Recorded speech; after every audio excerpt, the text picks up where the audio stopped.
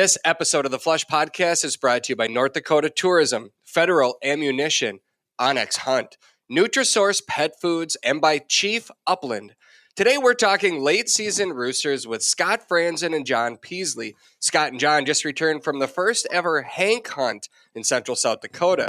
We'll relive a few epic moments in the field, jumping a bull elk, and of course we'll celebrate the special bird dogs in the field, thanks to Hank. The Flush. So fast, it hardly seems real. So vivid, the moment freezes in time before erupting in a blur of spurs and feathers. It's why we changed the way upland loads are built with Prairie Storm. Exclusive flight control FlexWad technology and a mix of copper-plated lead and flight stopper pellets combine to create dense, deadly shot streams through any choke. Longer shots, more power, fewer missed birds. Only from Federal. If you're still looking for a great bird hunting destination this season, then I strongly recommend that you consider one of my favorite places to hunt. That's North Dakota. North Dakota is a bird hunter's paradise. You can hunt waterfowl and upland birds all in the same day. Ducks and geese in the morning, pheasants, sharp-tailed grouse, and Hungarian partridge in the afternoon, or vice versa. North Dakota has a population estimate of 2.9 million breeding ducks, which is 19% above the long-term average, and their prairie pothole region is smack dab in the middle of the Central Flyway. This year's drought may have had an impact on North Dakota's landscape and some of their bird populations, but there are still regions in the state that have seen an increase in bird numbers this season. Yep, you heard that right. With a little scouting, you just might find yourself in a field surrounded by wild, flushing birds, creating memories that will certainly last you a lifetime. North Dakota has approximately 800,000 acres of private land open to public walk-in hunting. For the latest plots guide, visit the North Dakota Game and Fish Department. Bag your limit this fall in North Dakota. Visit legendarynd.com to start planning your hunting adventure today.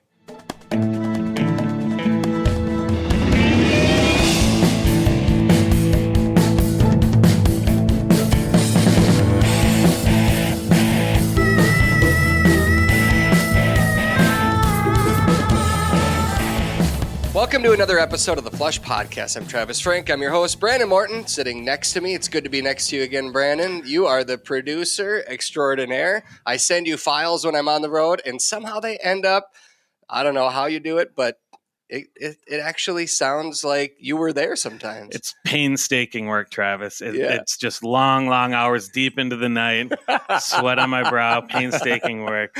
How many podcasts, we were talking about this the other day when we were hunting, how many podcasts have you recorded in your career now? I've done over 2,100, I think it is. Over 2,100 podcasts. And I'm on episode, let me just take a quick scan here, 95. So it turns out you do other things besides just listen to me talk. Just a few other things. I hear a couple other people talk. Yes. Wow. Well, I figure the three of us are in here. Scott Fransen to my left, Brandon to my right. We roasted you pretty good, Scott, a couple weeks back. Yeah, why do you think I'm here, Travis? I'm here to clear my name. I know. It wasn't, hey, do you want to have me on the podcast this week? It was, Travis, we're doing a podcast this week. Do you want to stand up for yourself after taking us through the wet marsh 2 weeks ago? What? On Brandon, supposedly, he's the excitement of getting his first pheasant. Yeah, I do, as a matter of fact, Travis. If you look at the comments on the Facebook page, what I don't are they look saying? at comments. Well, maybe you should, because the fans are speaking. I don't look for a reason. What are they saying? They said, Scott was right on. The birds are in the water right now. So we are in the right place. Let's put that in quotes. It's not my fault that you all can't get your feet a little wet and start whining about it. I thought I was going hunting with real hunters. Instead, I got whiners. Well, so the photo that Anna posted with that podcast, and I've got khaki pants on, and they're only wet up to like my knee. And in that story, we talked about going waist deep, and it made me look like a liar. But the reality is, Brandon, that was my second pair of pants for the day. That was the second round. You changed right away after the first ones, and mine had dried from the first round. So I'm just saying. And it was only wet up to the top of my shins. Just because it goes up to your knee, Travis, doesn't mean it's that hot on everybody. Sure. Yes. Well played. So as long as we're talking social media stuff too, last night. So depending on Brandon, do you think this goes out today? We try to do this. This goes out today. Okay, so same day. So last night, we're on Thursday morning. Last night, Anna, our social media director, she posted a photo, and it's a giveaway. Oh, yeah. And so I was in North Dakota last week when you were in South Dakota, Scott. But the giveaway is for a bag of Nutrisource dog food, and it's guess how many miles Daisy ran. So there's all kinds of funny comments. My favorite one, some people said, 15 miles to 150, and then one person said, legend has it she's still running. Perfect. Yeah. So I think that competition is probably still going. I think, should I reveal the answer right now? Because I told her how many miles Daisy ran. I don't know the contest. How long does the contest go? I don't know, but that's the fun of this. We're making If it you up listen as to we the go. podcast, If you go. listen to the podcast, you get the. Can I guess? Yeah. How many days did you hunt? 3. 102. Brandon, do you have a guess? I'm gonna guess 73. It's in between there. I'll just say it's in between there. Okay. So you'll have to go to our Flush social media pages to find out the answer on that. But you win a free bag of Nutrisource dog food. That's awesome. Yeah, it is. Absolutely. Daisy likes the performance blend. It keeps her obviously in tip-top shape to put on the extreme amount of miles that she puts on. And everybody that I go hunting with too, they're like, I kind of want to see this missile go. And there were 7 dogs in the field with us last week. And she just has to be a little bit ahead of every one of them. She just can't not do it. But she's just a missile out there. So anyway, it's between the number that these two boys just said. A couple of things before we invite John, our guest, on into the conversation. I thought with Christmas coming up here, a couple of things came to my mind. I have this Sage and Breaker gun cleaning kit, Scott. Mm-hmm. And last week that was very helpful because we had really cold temperatures and blowing snow in North Dakota, and then cattails. And you get those cattails that, when they swirl around, they got into my gun and it kind of gunked it up a little bit. And it just it wasn't as smooth. So in my hotel room, I just unrolled that gun cleaning kit and clean my gun up and good as new for the rest of the trip. And that Sage and Breaker gun cleaning kit, they have a Christmas special going on right now. So I figured I'd let you guys know. I have the same one and did the same thing. Did you really? Yeah. Not on this trip, on a different trip where we were duck hunting and I got kind of mud and cattails around it. And I don't know, I was with the girls one time hunting and my gun kept jamming on the second shot. So same thing, brought it home, unrolled it, cleaned it all up, and it was good as gold out in South Dakota. Yeah, and I keep it in my truck wherever I go. So you could do it right on the tailgate. It's really handy. It rolls up into this tight little bundle, and inside I've got all this stuff to clean the gun. It's super handy. It's a great gift idea, which is why I wanted to mention it on here, because if you want it for yourself, you can buy it at a discount right now. But if you're buying it for some other hunter in your life, it's a fantastic gift. They will love it, and it'll last them a very, very long time. Also, our friends at Walton's are running a Christmas special right now. If you're a hunter, angler, chef, wannabe chef, they pretty much are the Amazon for the cooking world. Yep. And so they have everything you could possibly imagine. They're running a 13 Days of Christmas special right now. And there are so many different products. Every day they're dropping a different I don't know, some days I've seen where there's like 3, 4, 5 different big items that they're marking way down. And then all of each day, 13 days, all of the items in the days prior are still at that same deal. So it's worth going to Walton's and seeing all the deals that are out there and finding out if anything it would fit. I don't know if it would fit in a stocking, Scott, but well, the Waltons are really great partners of ours. And for the Hank hunt, they sent along spices for each of the hunters. Oh, too. really? So maybe What kind? What was the flavor? The quail rub, Yeah, and then the steak and roast rub, which is I use on everything. We've talked about that before. That's my go-to one. And so each hunter got those spices and a few other tchotchkes, which was kind of fun. But it's, they didn't have to do that, and they just did it. And I had a truck full of stuff beyond my normal hunting stuff to bring out for the hunters. But the spices were. Did you have to put the bullet on top of your Suburban to get everything out there? Because you had not only did you have all of the good camera gear, I had yeah. camera gear, drones, you dog. Did your family ride out with you? No, they didn't. That's what I was wondering, because it was like 6 people in that bourbon and dog and all that gear. They came out about they left about an hour after Pete and I did, and they got lost 3 times. even though you just go west on 212. So are you the kind, Scott? Are you the kind of guy that says you spend the 5 minutes going through all the directions? Okay, when you get up here, you're going to see a church, and you take a left just after the church steeple, and then there's this goofy tree over here to your right. When you see the tree, you're going to know it. Trust me, you will know the tree when you see it, and then you're going to take a left there, and it's just 3 miles down the road. That way, you're going to take it, and I'm like, just drop me a pin. No, just give me the pin. No. This is pretty easy from our house where we're going. It's due west on Highway 212. Okay. And the first mistake my lovely wife and my 2 daughters made was in this town called Montevideo. Montevideo, yes. Brandon's laughing because that's his neck of the woods. Yeah, it is, definitely. The 212 kind of goes west and bends around to the north. Sure. And then there's a stop sign. And there's a sign that says 212, you go left to continue to go west. Well, I know what happened. The 3 of them were talking, and they just kept going. Or singing, maybe? Or something, Christmas carols. And I got a call in with my wife saying, are we supposed to be on Highway 7? I'm like, no, you just started going back east again. You're going to home. Okay, we got to turn around. So they had to double back to get on 212. And then they thought they had it figured out. And then somehow they missed the turn to Brown's Lodge and Hunting Ranch, which is right off of 212.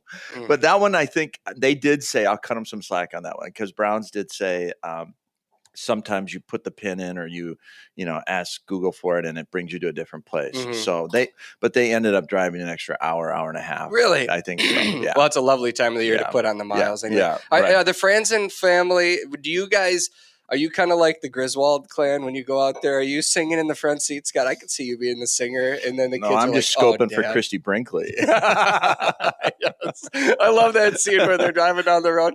Take it, Russ. Give it nothing. La la la la la la. All right. Let's get to the show here. John Peasley. John, welcome to the program. We appreciate you taking some time today. Thanks. It's great to be here. John, you are one of, Scott, was it 10 guests? There was 10, but one had to back out the day before the hunt because of a family health issue. Okay. Yeah. Well, I'm going to take us back a few months. Scott, you decided to host what you labeled the Hank Hunt. And this was a hunt to celebrate Hank and other bird dogs. Correct. Because you tragically lost Hank this summer. And you decided to open up this hunt to listeners of this show, to followers, to viewers of our TV show. And the invitation was to come out and hunt wild birds out at, there's Millie. Good morning, Millie. It was to hunt wild birds out in South Dakota. Why did you want to do this? Why didn't you? Millie, we hear you. Scott, why did you want to host this hunt?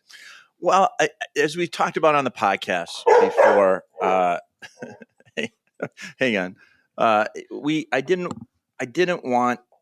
wanted to do something for Hank. And I didn't want to do another hunt where I spread his ashes. And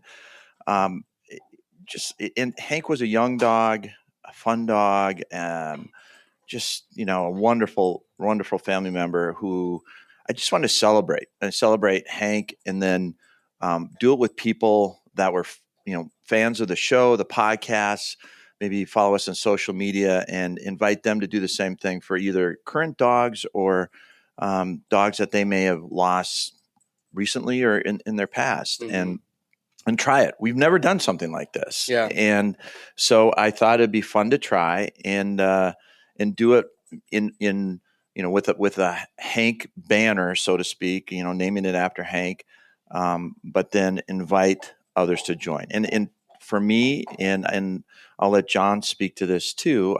For me, it was important when we were hunting wild birds, and that when you're bringing people in from various parts of the country, we had people from 5 different states join on the hunt. I think it's important that you can work with a lodge that can provide all the meals. It's all turnkey. So really all they have to do is show up with their dogs if they have them, and they can, have their dinners, breakfast, what have you, and then go hunting. Because we did it very condensed. It was 2 days, and we hunted very hard over those 2 days. And we got to see things you only get to see when you're out in the field, which is phenomenal. Yeah. I saw just a few video clips that you shared with me, but my goodness, did you just have birds in the air the entire time you were hunting? I would say yes. There was a couple of spots that, the dogs were getting up single birds or hens or something, but there was one spot in particular that was just full of sloughs of varying sizes and surrounded by corn. So there was just birds all over in these sloughs. And we were slough hunting. It's late season. Right. Just like what we did with Brandon, except these sloughs were dry, Brandon, which is even imagine better. that. Yeah. What's a dry slough? Why would you go hunt dry sloughs, Brandon? Sounds so pleasant. I kept asking him where the water was. Why I only want to go to hunt where the water is. And wow, they all shot pheasants, Brandon. Yeah. So weird. All right. Okay, so John, welcome to the conversation. Where do you live? I live in Carmel, Indiana. Indiana. So how did you hear about this hunt? Well, I started listening to the Flesh podcast while I mow the yard on the weekends, and so I think just a couple of days after you announced this or released the podcast, I heard about it on a Sunday. So that's how I heard about it. Gotcha. And then you must have called pretty quickly, because Scott told me that he was coordinating with the Browns Lodge and it filled up pretty quickly. Is that when you called? What was that process like to get signed up? Well, I heard about it on that Sunday, and I kind of thought about it, and it wasn't a free hunt, and so and I do most of my hunting on public land, and I want to hunt a lot, so I don't want to spend too much every time I hunt, but I thought about it that day, and then I think it was the next day I saw on Instagram. Scott posted something about it and said that there were only a few slots left. I read the comments, and then I saw that there was only one slot left, and I have 4 sons, and they couldn't come with me, and my friends had to work, and it was a Monday, Tuesday, and I said, this thing's speaking to me. So I called that night and talked to Robin and got on. Oh, no problem. So as a fellow public land hunter, having to pay the lodge fees and that part of this hunt, why did you decide to do it? Can I ask? Well, first of all, I have hunted South Dakota a couple of times. And the first time I had great luck. The second time, which was was last year and about 10 years after the first time. Okay. I saw a lot of birds, but I didn't shoot a lot of birds. It was January, and I am not kidding. It was like below 0 air temperature, and then, very negative the rest of the time. I was up in that Sand Lake preserve area. Oh yeah, I've hunted that a couple of times. Yep. And I saw a lot of birds, but I didn't shoot any, and it was freezing cold. So I said, and I did the whole thing where you buy your license after, towards the end of December, and it works until the end of, January 2022. Yep. So, so I had my license. So I was planning on going back to South Dakota anyway. And the timing worked out, and I knew it would be a great trip. And I mean, it was exciting to be part of the flush as well. Cool. Very cool. Scott, going into a late season hunt like that, were you a little bit, maybe not nervous, but, have a little bit of question in your mind, like, wild birds, late season, you've got hunters you've never hunted with before. Any anxiety going into the hunt? Well, just from a weather standpoint, and John touched on it, it can be 50 and sunny in December in South Dakota. It can be 10 below and frigid. So we didn't know what we were going to get. A week out, the weather looked pretty good. And it really, for us, John, don't you think it was pretty good? Except for the day we arrived, it was 50-mile-an-hour winds right in our face. And it was really cold, really windy, and would have been really hard to hunt in that. On both Monday and Tuesday, I think it got up into the low 20s, so it was fine. That's almost perfect for late season. And maybe even Tuesday a little warmer. I think all of us did, and we talked about this at dinner the second night. Getting in the field that first morning, how your fingers are freezing. Sometimes when you first start walking, your fingertip, and I could look down the line. We broke the groups into 5, and we're walking cattails, and those of us in the cattails, I could see everybody doing this, moving their fingers back and forth. And then the birds started going out, and I never saw it again. I didn't do it anymore. It was like, you shoot a couple times, and pretty soon you're running in the cattails to try and find a down bird, and now you're hot. Yeah, John, any guess how many birds you saw during the hunt, over the course of the hunt? I mean, hundreds, depending on where we were. I mean, when we were in those sloughs, you would see, certainly tens, if not hundreds of birds. Of course, they were way out. You didn't have a shot at them.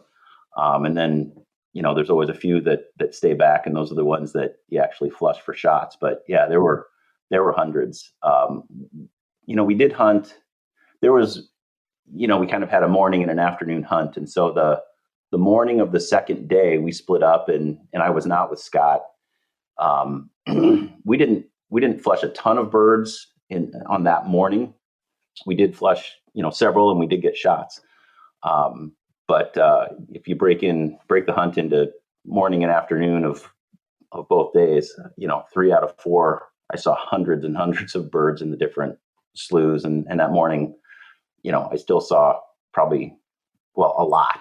But not quite as many as the sloughs. Have you ever experienced a hunt like that before? Well, certainly not that many birds 2 days in a row. I mean, the first time I went out to South Dakota, I did see the similar kind of thing in the morning, but certainly nowhere else have I seen that. I mean, I'm in Indiana, and there aren't even really, there's almost no wild birds.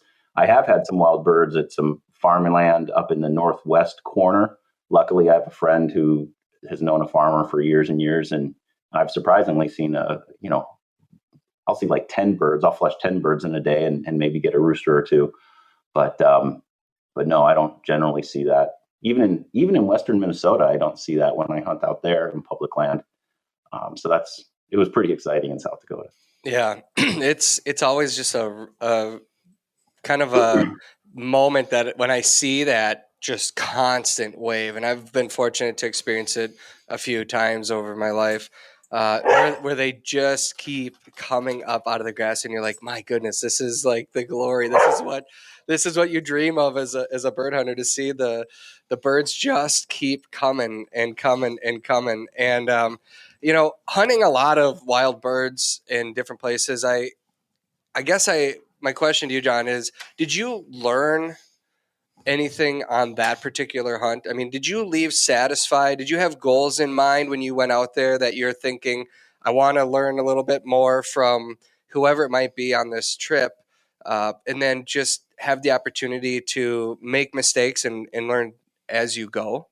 Yeah, I definitely, that was another big draw to go on the hunt, because I did, there's a little bit of apprehension when you're hunting with, 9 or 10 people that you've not met before and all of that.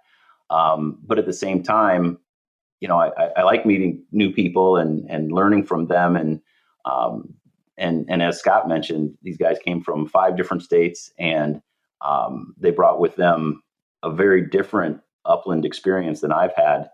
Guys from Colorado shooting Sharpies, certainly more routinely than I do in Indiana and Minnesota.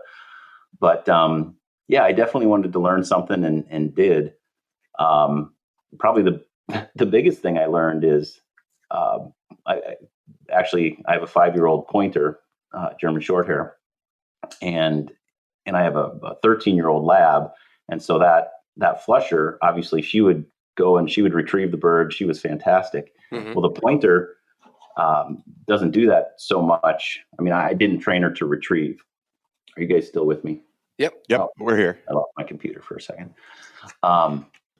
So one of the biggest things I learned was that when I shoot a bird and the bird goes down, my pointer will point at the downed bird, but she won't retrieve it. And there was a couple of times where that led to quite a bit of excitement just trying to pick up that bird. And I can go into that story, a couple of those, if you'd like me to. Yeah, John. Well, that happened to you and I on the first morning, right?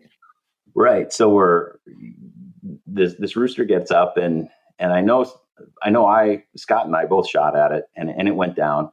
And, I know that you hit it, John. I trust you hit it. Pretty sure I killed it.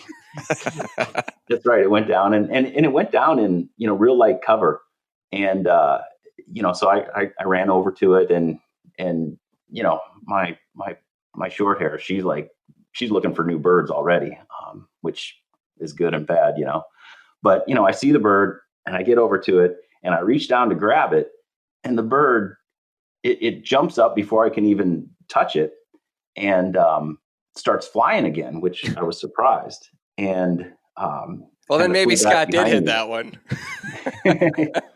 Well, Scott definitely hit it the second time, because it actually flew enough where Scott could get another shot off, and he brought it down. And we definitely got that one. And then the same thing happened to me, or a similar thing happened to me on the second day, where we were in this giant slough with cattails. They were shorter cattails than I've been in the past, but so it was a little easier to walk through. But I shot a bird, and this is a solo thing, so nobody else was around. And it went down, and I called the dog over, and we looked, and she actually went on point, within pretty close to where I thought it went down. And so I'm pulling back the cattails, and I don't see it. And she is locked up hard looking at that, looking into the cattails. And so I'm digging, finally pull back the cattails and see the bird, all the way down on the, dirt and ice and the cattails there. And again, I reach down to pick it up, and the bird just kind of explodes out of there. It wouldn't fly because I had winged it, but it jumped up like to eye level, and Marta jumps up to, up in the air going after the bird, and kind of went about 10 or 15 feet, and finally the bird went down into the cattails, and I was able to grab it. But, the big learning point there is, again, I'm used to the retriever just grabbing the bird and holding on to it. Well, in my current situation, she just points at it. So I need to grab quickly and not let it jump up and or fly. I'll add to what John said on that first bird is we shot it across this little drainage. So John and I both crossed cattails and whatnot and got up there, and Millie, Marta, and I think one or two other dogs are up there too, John. And they're all going around this bird, and none of them caught the scent or picked it up. And I don't know if that was because there's so much scent or what. And then John goes, well, here it is right here. And I'll go back up. When it went down, it looked like, I said to John, I go, oh, that's a headshot, because it did one of the, how they spiral. Yeah, it spiraled down, and it was the strangest thing. And he goes, oh, it's right here. And I expected him to pick up a dead limp bird, and he picks up and it flies right across my face. It was the most bizarre thing I'd ever seen. And we kind of shocked us both.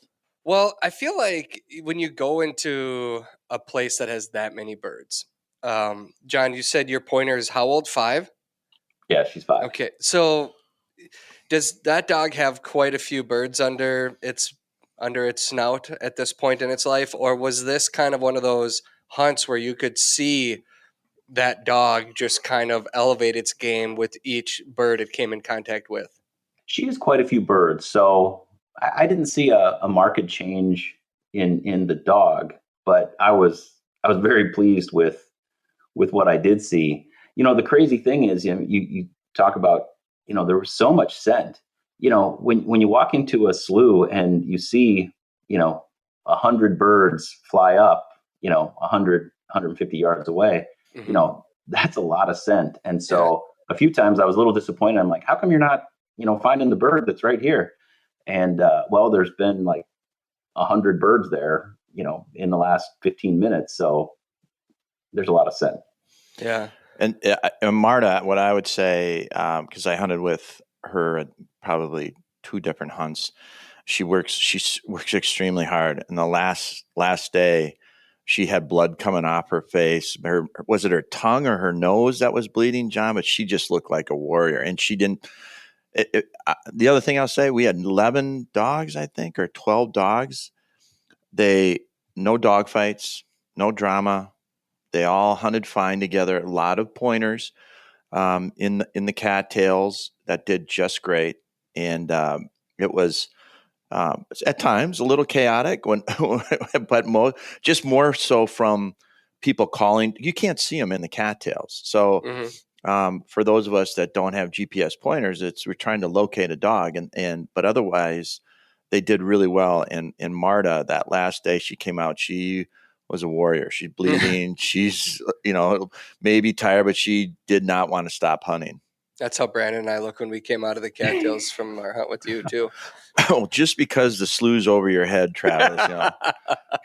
Well, you probably learned, we talked about this a little bit, Scott. You went, you wanted to get a feel for how people enjoyed the hunt, what you could do better. Should I do this again? You learned a few things. You always are learning something. The dogs are learning something.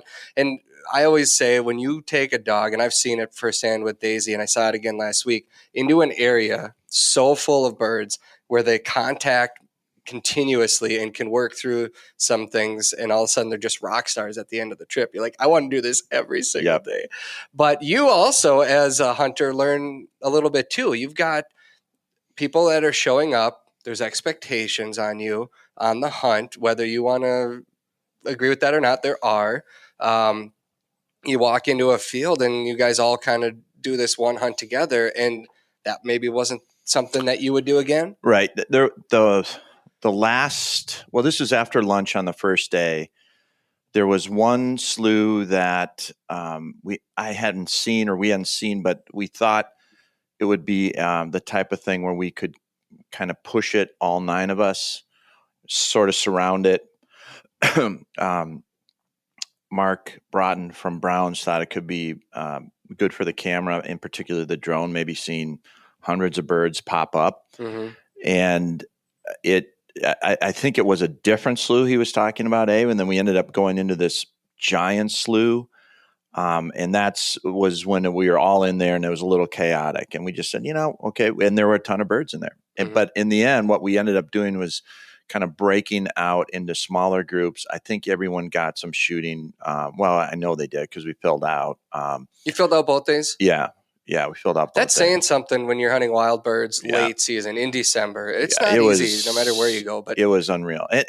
And John talked about the second day in the morning. We went to kind of as a drainage, I'd call it, with cattails, light cattails, and heavier cover going through wheat and sunflower fields. And they told us we wouldn't see as many pheasants there, but we'd see more Sharpies, and we did. And when we were waiting to hunt, I bet we saw close to 100 sharptail flying from one field into another. And at various times during that hunt, you could always see a sharptail in the air. Really? Yeah. We did not flush the sharptail like we thought we would. We got some singles out of there. And so they were in one of the picked fields feeding, a big groups of them. And it would have been one of those hunts where you just had to keep walking. When you found them, you're going to be into them.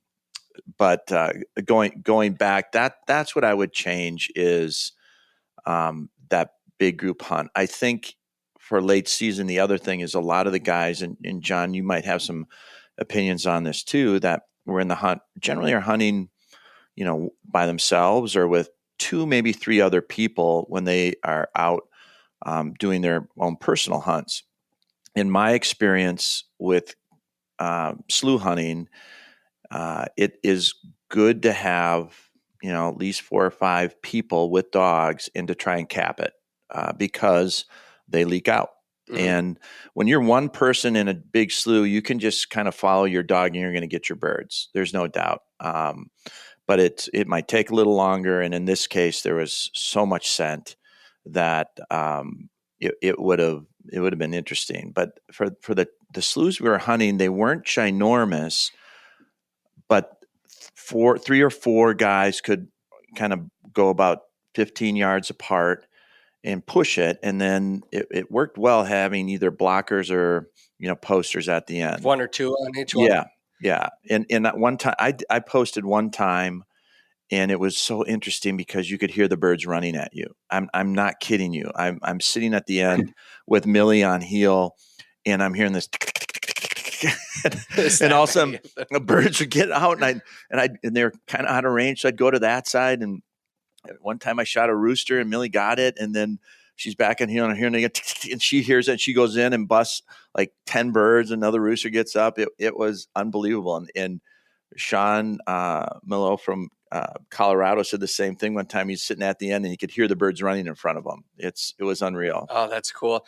I saw a video clip. Pete, your cameraman on that hunt, showed us that the birds were flushing, and then all of a sudden this massive rack comes running through the cattails.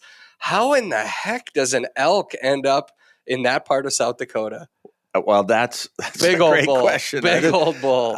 I know I have never seen that before. And that was the one time I was posting, and I'm at the end of the field, and I shot a couple birds, feeling pretty good about myself. Strutting out there. You were a big old rooster. And then I hear some crashing, and I can see horns above the cattails. And I just thought it was a big buck coming out. And then, oh my God, it was a giant 5x or more bull elk coming out of the slough. It ran right between me and John. John, you were on that one? No, this is John from Illinois. I think John Peasley was in a different slough, and Pete. And from my understanding is there's maybe a half dozen elk on this part of their ranch that had broken free from a elk farm in the area. And they're living large in the sloughs there. Wow. And eating the corn. That's residue corn in the fields. Wow. So if somebody's going to go hunt at a pheasant lodge, most of the time you think that you're going to go to this log cabin or however they set it up, and then you're going to walk out the back door, and it's going to be strips of milo and other food plots and grasses that you're going to walk. But that's not how they do it at Brown's. You guys drove, you said, like an hour to some properties? Right. We drove about an hour west of the lodge. And Brown's has, a lot of the lodges in South Dakota have a preserve, where they release birds. Brown's has on preserve as well. But we drove an hour west to their farming operation. And I don't know what Mr. Brown's name, but I think he's the largest sunflower seed provider in the United States. Wow. And the two different areas we hunted, one where the sloughs were, they had 48 sloughs on this property, and it's all surrounded by corn. And their sloughs, they said they haven't even hunted yet this year. So I can't imagine what's going on in there. And we talked about the sharptails in the second spot. There's sharptails all around these sloughs too. Mm-hmm. We had 2 people shoot their first sharptails ever. Hunter Kinane from Minnesota and John Hutnick from Illinois. I hope I pronounced his last name correctly. Both shot the first sharptail. We saw sharptail every day. And then the second farm we hunted, that's where they had more wheat and sunflower seeds, and it was more kind of creek bottoms and whatnot. I mean, they own 10 square miles there. Mm-hmm. And so that's where we split up the 2 groups. We split up every day, and we hunted 5, and we pushed towards one another, probably about a mile and a half on either way, and just closed the distance. And so it's phenomenal. I never saw the other part of the operation, the preserve side of it, and I'm sure that's phenomenal too. But it depending on what you're looking for. But yeah, we drove an hour, and we stayed out all day. We were in the field by whenever shooting time was. I think you change over time zones there too. Okay. Oh, you were that far west? Yeah, we were right on the river, right on Lake Oahe, and beautiful. And then we changed over time zones. So we're generally hunting right at 10, and we'd roll back to the lodge sometime between 6 and 6:30, and dinner was at 7. To bring it all back to Hank, the reason that this hunt came together, how did you said, we talked quite a few times beforehand, but you really wanted to celebrate dogs, everybody's dogs. How did you celebrate Hank in this hunt? I tried, to be honest, Travis, I didn't make a big deal about it. When we all arrived, those that brought dogs, and everyone had a dog except one hunter, I had them send me a picture of their dogs, either that they were bringing or that they had a special memory of. And I had them blown up onto a metal frame, and they arrived and had this picture of their dog. And I had Hank's picture hanging on a barn door inside. And so all the hunters then put their dogs next to Hank up there. And what I told people is two things. Is the reason Jean and the girls wanted to come, and my youngest couldn't make it, she was in college, is they wanted to meet the hunters and the people that wanted to be a part of celebrating this hunt, in their dog's name. And I just invited people to hang their dog pictures next to Hank, because I said, Hank, and he did. He always loved a good party, and there are great people there. We had a lot of fun, and so he kind of presided over everything inside while we were there, and we told dog stories, at different times. Yeah. Besides a bird dog, a shotgun, and a good pair of boots, the onX Hunt app is one of the most valuable hunting tools that I take into the field every day. I've been talking about the onX Hunt app since we started producing this show, and that's simply because I use it on every single hunt. I'm serious. Every single hunt. Their app tells me everything that I need to know about the lands that I want to hunt and the lands that I can legally hunt on. If you've used it yourself, then you know that the onX Hunt app shows your location on planet Earth and clearly lays out the land boundaries. It also tells you information about the type of property you're on, like state land, federal lands, walk-in access properties, etc. It's ideal for scouting before the hunt and during a hunt to help put together the patterns that day. The app also has new features this year that show you the kind of crops that are in fields, which obviously is a big deal for us upland bird hunters. If you hunt grouse in the North Woods, there's a timber cut layer to help you find ideal habitat. If you're planning to hunt North Dakota this year, then there's a very important layer that has been added to the app that lets you know if a property has been posted electronically. These are just a few of the tools onX Maps give us, and these maps can even be used in areas without cell coverage. From the palm of your hand, onX Maps always help you to know where you stand. For generations, bird hunters have hit the field carrying some form of a vest or game pouch on their back. Sometimes the vest rip, tear, and fall apart. Other times they're just downright uncomfortable. That's why Chief Upland designed a vest that's durable, comfortable, and fits your needs. Their new Upland vest is fully customizable to fit the size and shape of all hunters. Plus, you decide where you want to attach your shell pouches and accessories. Birds can be front-loaded into the game pouch, and they fit nicely in the back without sagging. That's a big deal because the weight disbursement on your back and shoulders won't tire you out, even with a full pouch of birds. The vest itself is extremely lightweight, weighing only 2.56 pounds. The material is built out of Cardura fabric, which is the same waterproof fabric used in tactical military gear. You can confidently hunt with the Chief Upland vest in some of the world's toughest environments. Order your Chief Upland vest now to make sure that you're ready for your next hunt. Push further and hunt longer with the game-changing vest from Chief Upland, built for your pursuit. If you're like me and you love to hunt, there's a good chance you have a four-legged hunting partner that goes everywhere with you in the field. My dog gives me the best chance at finding birds, which is why I always want to make sure that I'm doing my best to give her food that helps her run at peak performance. I feed Daisy Nutrisource high-performance blends of dog food, which give me the confidence to know that she has all the nutrition that she needs to excel in the field and make it through a rigorous hunting season. Nutrisource dog food comes with their Good for Life system that includes 4 key ingredients that work together to support gut health, heart health, and the overall well-being of our dogs. Take it from me and my dog Daisy. Nutrisource high-performance dog food can help you and your dog excel in the field. Find the food that's right for your dog at NutrisourcePetFoods.com. When I started working at this company and working my way to a point where I finally got to go on these fun outings that you've always hosted. One thing that has always stood out to me is we go out, we have fun, whether it's fishing trip or a hunting trip. But when we come back, we tell stories. Mm-hmm. We tell stories around the table afterwards. Did anybody get up and tell any stories? Did you do big toasts? Was it similar to the other events that we've done? I did a toast or kind of a little talk the first 2 nights, John, I think. But I didn't do one the last night. I think people told a lot of stories in smaller groups, especially after the hunts. Mm-hmm. We didn't stand up and tell many stories. Did we, John? I'm trying to remember. No, we didn't really have formal storytelling. Yeah.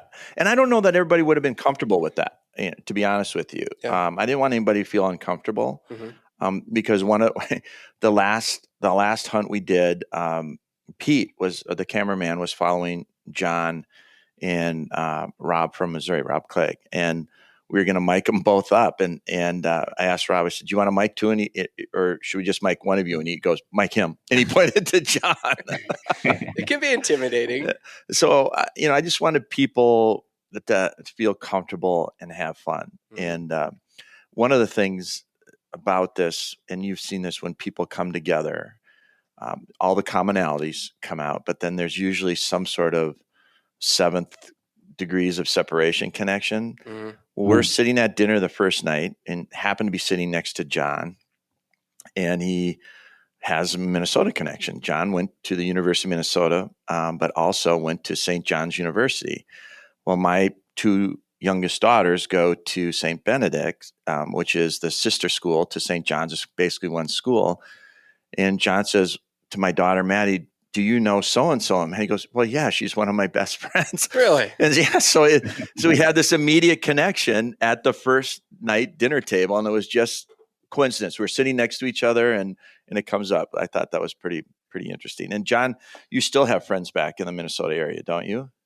Oh yeah, my folks had a cabin up in the Nisswa, Brainerd area, and close college friends, and actually the last 5 years or so, I reconnected with my sophomore year roommate from St. John's, and so he and I go out and hunt Western Minnesota every year together. So it's a great connection, and we take advantage of it. Well, John, you've been on quite a few hunts, it sounds like. We want to know, and be honest, I know Scott wants to know, would you do this hunt again, in your opinion? Do you think it was something that was a positive experience for yourself and, others that you talked to on the trip? Well, yeah, I would definitely do it again. And I stretched the 2-day hunt into really more of a 5-day hunt. It's 15 hours for me to get there. Yeah. And so I've developed connections, and so we have family in Iowa, and so I stopped in Iowa and I hunted there on the way out. I hunted in some public land in Mitchell before I got to Browns, and then on the way back I hunted near Redfield, or central South Dakota, on the way back. So I got a lot of days of hunting in, just taking advantage of all that travel time. Can I ask, how did those other days go? Well, I was feeling pretty good on the way out. Well, first of all, so I was born and went to high school in Iowa, and that's where I first started hunting. And I only hunted a little bit when I was young, and then I heard that Iowa had kind of gone downhill in the last 20 years or whatever. And then recently, as I've been getting back into this, I've heard Iowa was ramping up. And then I connected with my brother-in-law's dad, and who lives out there in a small part of Iowa. And so I just found out that there's the CRP land that's actually private. So it's private CRP, subsidized by the state, I guess. Anyway, I've gone out there twice, and that's been phenomenal. The full-on public land that I've been to, I did see a lot of birds. I mean, outside of Mitchell, I just kind of randomly, I used Onyx and the state maps and all. I just picked this CRP land that was not too far off the highway. I'm not kidding. I got out of my car, I walked into the field, and within 10 seconds, Marta goes on point. And I'm thinking, you've got to be kidding me. And so I take a look around, and out of the fence row, a rooster jumps out of the fence row. So now the rooster's on the other side of the public land. It's technically in the private land, and it's all a cut field, so there's no cover at all. And this gigantic rooster is just standing there, like looking at me, laughing. But it's not. It's just standing there. And so I want it to fly, and so I take a couple steps forward, and it takes a couple steps further into the field. And so then I kind of run up to the edge of the barbed wire there, and the bird just keeps running. It runs all the way through the field. It never flies. Well, it eventually flew at like 30, 40 yards, like literally right next to my truck. So I didn't even get a shot at it. And I said, well, that's a good sign. And I think I actually flushed 4 roosters in the first half hour on that public CRP land. I only got shots at one of them. They were a little far away, but it was exciting. And then, of course, I had several hen points, which is also exciting. I just obviously didn't shoot those. Mm-hmm. But on the way back, when I stopped in kind of central South Dakota, or more central South Dakota, Redfield area, I definitely flushed some birds. I wasn't flushing 4 every 30 minutes, but it was really good. It was exciting. I'm going to ask both of you this question. John, I'll ask you first. In your opinion, what makes a hunt a success to you? Well, I really like just walking in the fields. I mean, that's why I pheasant hunt rather than deer hunt. I deer hunted a long time ago, and I just can't sit still for that long. And so, as long as the weather is not too bad and I'm walking through the field with the dog, and I know it's a little cliche, but I just love working behind the dog. And actually on this trip, you talk about what I learned. I mean, first of all, I'm not the best shot. we all laugh about it. But I'm always, kicking myself when I should have hit that rooster.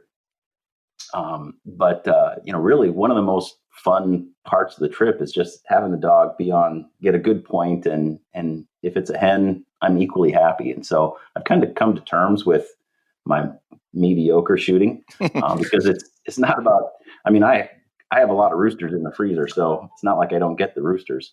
Yeah. But, it's really about just having a good time, having the dog get some good points and seeing the birds flush. That's what I love about it. I feel like there's always one thing that stands out on every hunt that I go on. And for me, last week, there was one moment where we're walking through this big, long stretch of grass, and it was only about knee-high grass, and it went for half a section long.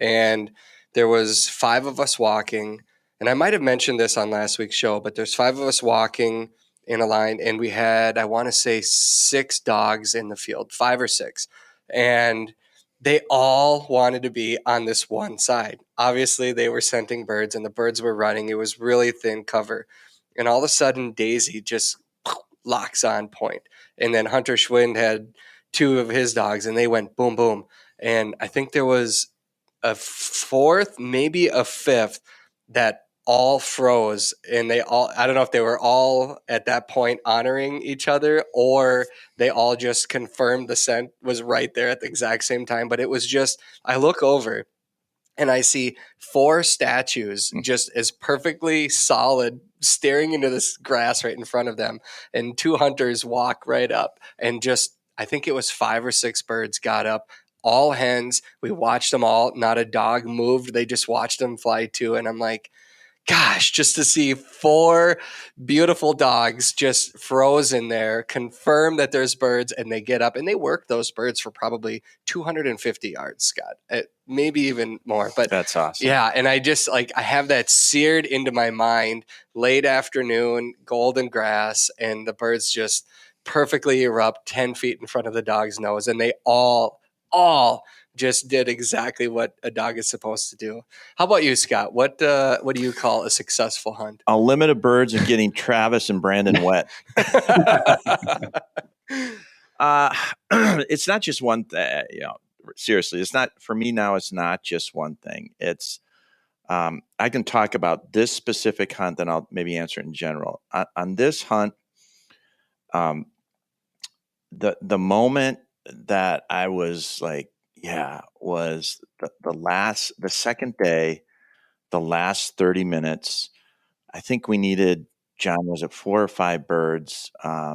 Right. And we pulled up to the slough, and it's that best time of the day, and we had the sun going down. You could see it on the prairie as we pulled up to the slough, and we're 150 yards away before we start going in. There's just pheasants moving all over. And we all, I think the two other Indiana guys, Jeff and Jamie, did not walk this, I think, because they kind of already shot their birds. They're like, we're good. And then the rest of us walked, but not everybody carried a gun. I didn't carry a gun. Ryan from Colorado didn't carry a gun. I don't know, Scott Canane carried a gun. And we just wanted to be a part of the rest of the people walking. And we walked this area. Pete's following John and Rob. And as we're watching tens of birds to 50s of birds leak in front of us, we're still popping up hens and roosters. And we filled out, got the 5 birds. And as we're walking back to the truck with limits, birds coming out, it's that sunset. It's that prairie sunset. And then we stood around and took pictures. And that's neat. I love that when you're celebrating the day, the hunt, the dogs, the camaraderie, people feeling great about it, wanting to capture that moment, however that is, and preserve it. Yeah. And a successful hunt for me now is either researching a spot or driving by a spot that's a public area, looking at it, going, yeah, that looks good, or it looks good on my Onyx, and kind of deciding how you're going to hunt it, and then not necessarily shooting birds, but putting birds up. Go, yep, I was right. I might be a slow learner, but I do learn, and the things I've learned, I've been able to put in play in the field here, and I got my dogs on some birds, type of thing. And I'll ask both of you, because I'll say from my experience, when the birds start getting up like that, I don't, the camera's always rolling, so I look like a doofus most of the time. But especially when the birds get up, because I'm like, oh my gosh, look at that light. Look at them go. There they go. Wow. Can you believe it? Oh my goodness. There they keep going. And I can't get over it. Oh, the amount of times we heard, oh, there they all go. Because how many times has that happened on public land? You walk in, they bump out, and you go, oh my God, they're gone. And it's true. You kind of don't get any more. Yeah. That wasn't the case. Well, you were telling me about Mark, the head or the owner of Brown's walking. He said, no, just keep pushing through, because guys wanted to slow down, which I would have wanted to do. But he's like, there are so many here that you don't have to worry about the ones you're walking over. The ones you're walking over, because you're going to flush more. And that's when you're spoiled. Yes. And I would say, because John talked about shooting, I think everyone, if I can give a piece of advice, should do a trip like this. It's not cheap. And that, in terms of what these guys paid to come celebrate their dog, celebrate Hank, and be a part of the show is really, really quite special. But you get to see something you may not see ever, and you get to shoot. I think that's neat. And if you're, like you, like me, and like John, an average shot, but then you start getting more and more opportunities, you might see your shooting percentages go up or down, yeah, hopefully up, and you get the chance to shoot at some birds. It's kind of like, fish. You don't want to, once you've fished for a while and you've had some success and you've caught some fish in your own, and then you hire someone to go fishing with and you catch a bunch more fish, it feeds the flame more, and you want to learn more and things like that. That's what I equate this to is you should do it once, experience that quantity of wild birds, and that to me is the key. And then You'll get to see your dog do some things. You'll get to see some things in yourself. You'll get shots. You'll make shots that you go, oh my God, I can't believe I hit that bird. Yeah. And then you make some new friends. Yeah, I was gonna say, adding the fact that you hunted with complete strangers on this changes a little bit of the dynamic. But I've also hunted with a lot of strangers since I started producing this TV show, because we go all over the country and we hunt with people of every walk of life, and their stories come out when you're walking in the field, and you just kind of get these friendships that usually last. A lot of them last. But you also have the chance to learn from other people, whether it's by mistakes made or something somebody else has learned. John, you might have been able to pass on some advice to somebody walking next to you based on experiences you've had hunting. It sounds like you've hunted for many years in different states. So I think there's a lot of value in that too, in what you learn hunting new properties that you've never been to and watch how birds react. And in this case, yeah, they're late season pheasants. We know they're going to the thickest cover, but it's still fun as heck to watch that. It is. Yeah. And on hunts like this, because we've done similar things to this in the past over the years here, Travis, and you've been a part of them. In my experience, you come as strangers, but you have a common love for your dogs in this case, and for pheasant hunting, and you leave friends.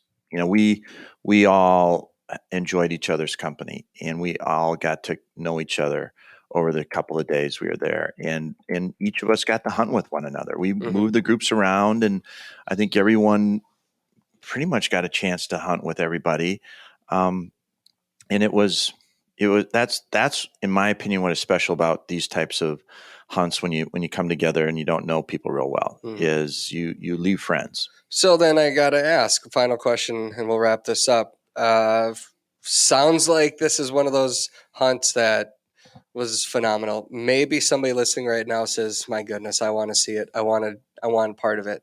Scott, you're going to do it again.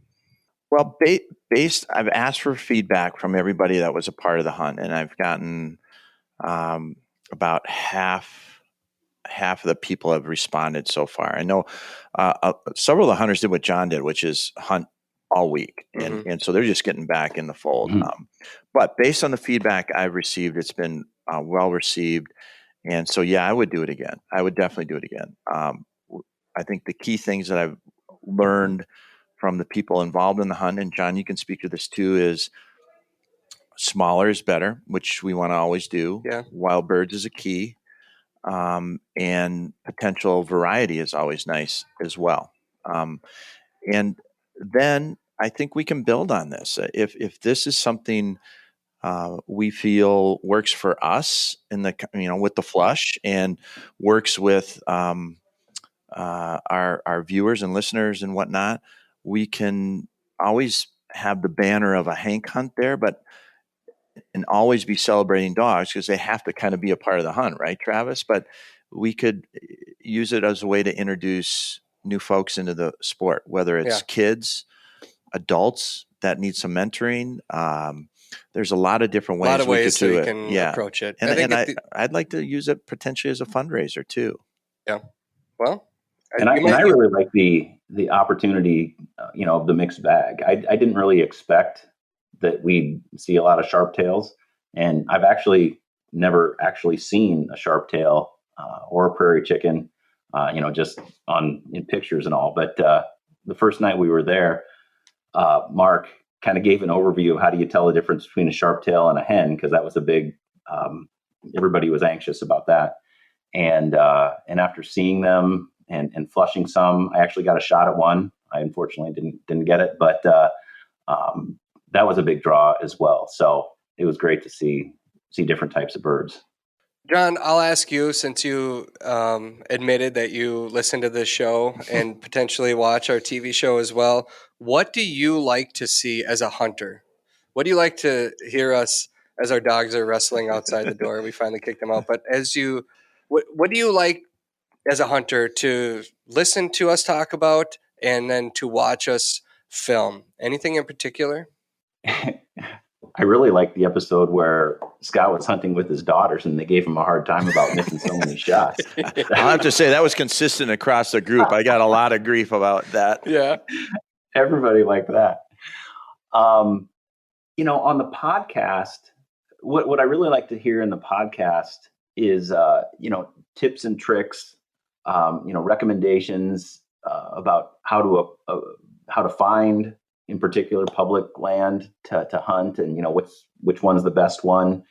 And sometimes even with Onyx, it's hard to tell what's actually there. You put the crop layer on and all of that, and that's all great. But you get there, and sometimes it's not what you expected, so you just move on to the next place. But I like the tips and tricks and how do you approach. Even though I've been hunting for a lot of years, I've just gotten into it, a lot more in the last few years, and so I like to hear that, and I've learned a lot in the last year listening to the show. On the TV show, it's not quite as conducive to that type of tips and tricks type of education or that kind of thing. So on the show, it's just fun to see the guys out and flushing the different types of birds. And again, whether you hit them or miss them, there's pros of both ways. So that's what I like on the we show. appreciate the feedback. Yeah. Can just know that's kind of what we've heard from other people as well, and we'll try to continue doing that. This podcast gives us the opportunity to really talk in depth and go in, on the mentoring side of it, but it's hard to show that on TV and hold a viewer because, walking them through the store or through an app on their phone to teach is something that watching it is a little bit different than listening to it. So I'll tell you the biggest thing that I've gotten from probably both the show and the podcast is the whole mixed bag thing. I mean, I was 100% pheasants for the first, 30 plus years that I hunted. And then just in the last couple of years watching your show, that's when I learned about sharptails. That's when I learned about, I actually went to Ide's Guides up in Wisconsin. Did you really? Cool. To hunt rough grouse for the first time. Had a great time. Flushed a ton of birds and got a lot of ticks, but territory. Well, that's cool. Really glad to hear that. Yeah. Scott, we're heading into Christmas next week. I'm going to do a show next week with our listeners. I've got a lineup. I'm excited about that episode. I don't know where they're all from, but they all have a lot of stories to tell. So if that goes well, I know Brandon's not looking forward to trying to corral a bunch of people all over the country into one show, but we're going to do our best to have listeners talk as guests. And I'm looking forward to that. In some ways, we do that every week. I mean, we're doing it right now. We have John on right now. He was a part of this hunt with you, but looking forward to that. And then I'm taking a few days off to spend with my family. What do you have going on coming into Christmas here? Work, Travis. Liar. Our family will be home. Everyone's home over the holidays, which is great. So we have family time. I'll get out and do a little late season hunting here for a couple of days. And that last week of December, I always try and go out. Usually we had a tradition, and the day after Christmas, we'd take off at 6 and go. And now we're going to do it the 27th and 28th. And then I got to get a couple other places to hunt. I have a couple stories I need to do. So I was going to talk to you about that. I got a log video, which is so much fun. Yeah. I think if I can ask John one more question before we go off. John, what was on the TV side as we gathered this show? Were there any observations or surprises for you? Well, I was really impressed with Pete. Man, that guy, he works it with that heavy camera. The drone was interesting, seeing that fly around. I'm sure Pete flushed at least 2 birds that we shot. He did. I mean, how the dogs missed those birds. I mean, we were sitting there, we were done hunting, and just that area, and the dogs are all running around like crazy, and we're just kind of waiting for the next spot or the next where we're going to go from here. And right in the middle of the entire circle of people, Pete's crossing that little channel there, and this rooster flies up. It was incredible. So that was interesting. But the seeing how the show was produced and the angles of the camera, that was all, really interesting to see. As I said at the lodge, Pete's the hardest working member of our team whenever he's in the field. Whoever is operating the camera, they deserve all the accolades they get, because they do create some unbelievable television, and they are carrying a 20-pound camera through stuff that we didn't want to walk. Yep, absolutely. Well, gentlemen, I appreciate you both taking the time. Merry Christmas to both of you. Merry Christmas to you. I hope Merry the rest Christmas of your to hunting you. season goes extremely well, and that goes for everybody listening. Like I said, next week we're having a call-in, so it could get wild. It could get Western. I don't know. We'll find out. Once again, thank you to our sponsors, North Dakota Tourism, Federal Ammunition, Onyx Hunt, Nutrisource Pet Foods, and Chief Upland for helping us to make this show possible. We have a couple weeks left in our run of Outdoor Channel episodes, and then for you streamers out there, you can get excited because all of our shows will be hitting our YouTube channel and then Amazon as well in their entirety, so you can stream them 24/7, 365 from here on out. Don't comment on my shooting. You can comment on Scott's. That's recommended. If you have any topics for us to cover on this podcast, send us a message. We'd love to hear about them. You can find us on our social media channels. Just search for The Flush TV. Same for our website. There's a contact us form. We love to hear from you.